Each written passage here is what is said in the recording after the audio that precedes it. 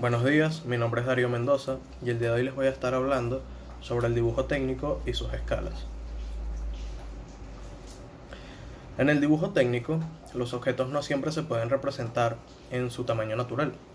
Por lo tanto, estamos obligados a transformar las dimensiones reales de los objetos en otras que sean proporcionales a las mismas, facilitando así el trazado y permitiendo una cómoda lectura del plano.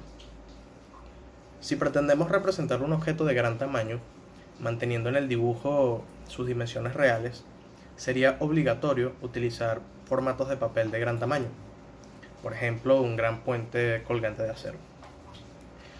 En estos casos, debemos reducir el dibujo dividiendo las medidas del objeto por un mismo número mayor que la unidad.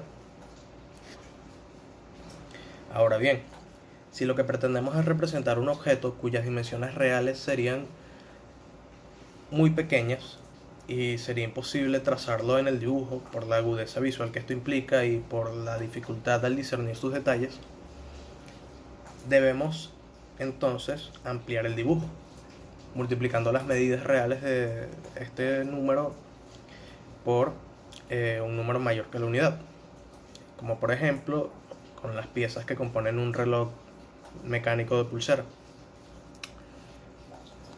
Ahora bien, la constante proporcionalidad de este tipo de escalas es lo que se denomina escala del dibujo y expresa la relación entre la medida lineal de la representación de un elemento y la correspondiente medida lineal de dicho elemento.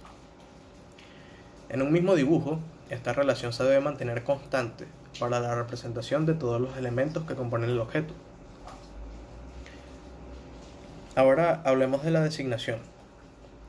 La designación de una escala debe comprender la palabra escala seguida de la indicación de la relación correspondiente referida a la unidad.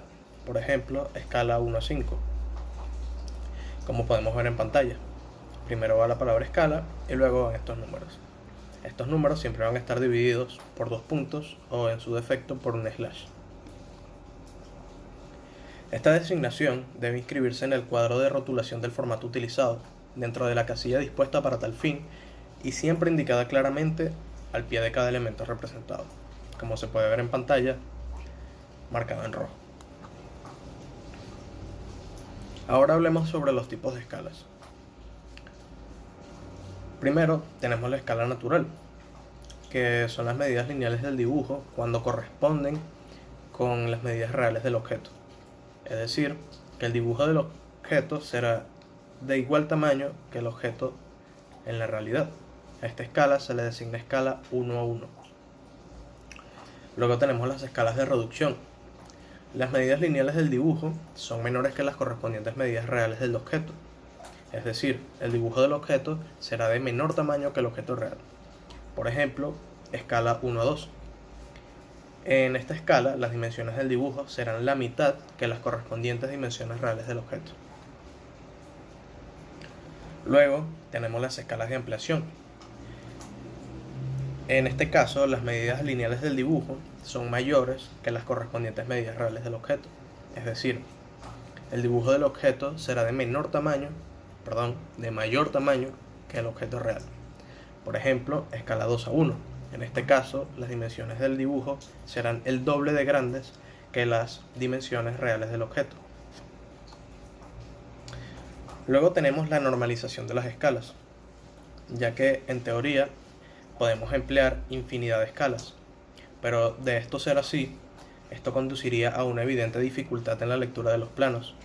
Sin embargo, se han establecido en la norma ISO 5455 una serie de escalas recomendadas para la utilización en los dibujos técnicos, las cuales se especifican en la siguiente tabla que estarán viendo en pantalla. Las escalas de ampliación, que son 50 a 1, 5 a 1, 20 a 1, 2 a 1, 10 a 1, la escala natural, que es la 1 a 1. Luego tenemos las escalas de reducción, que son 1 a 2, 1 a 500, 1 a 5000, entre otras. Entonces, para aplicaciones especiales, si se estima necesaria una escala de ampliación mayor o una escala de reducción menor a las que se dan en la tabla, la gama de escalas recomendadas puede ampliarse por su parte superior e inferior, con la condición de que la escala deseada se derive de una escala recomendada mediante la multiplicación por una potencia de 10. Ahora bien, en casos excepcionales, en los que por razones funcionales las escalas recomendadas no pueden aplicarse, se pueden elegir escalas intermedias. La escala a elegir para realizar un dibujo depende de la complejidad del objeto y de la finalidad de la representación. En todos los casos, debe ser suficientemente grande para permitir una interpretación fácil y clara de la información mostrada. Los detalles que sean demasiado pequeños para una definición completa en la representación principal deben representarse en una vista de detalle, a una escala mayor al lado de la representación principal. Como se puede ver en pantalla, tenemos un plano completo y tenemos una pequeña parte de este plano que no se puede apreciar de forma lo suficientemente grande. Por lo tanto, a un lado de este plano tenemos la representación gráfica ampliada de justamente ese punto para poder ver las dimensiones de ese punto en específico. Ok, por último tenemos un pequeño resumen sobre las cosas más interesantes que podemos sacar de este tema. Y por último tenemos esta conclusión, que es que como cifra de dimensión siempre vamos a utilizar la medida real del cuerpo, sea cual sea la escala empleada, como podemos ver en el ejemplo gráfico. Esta ha sido toda mi intervención, espero que haya sido de su agrado y nos vemos la próxima.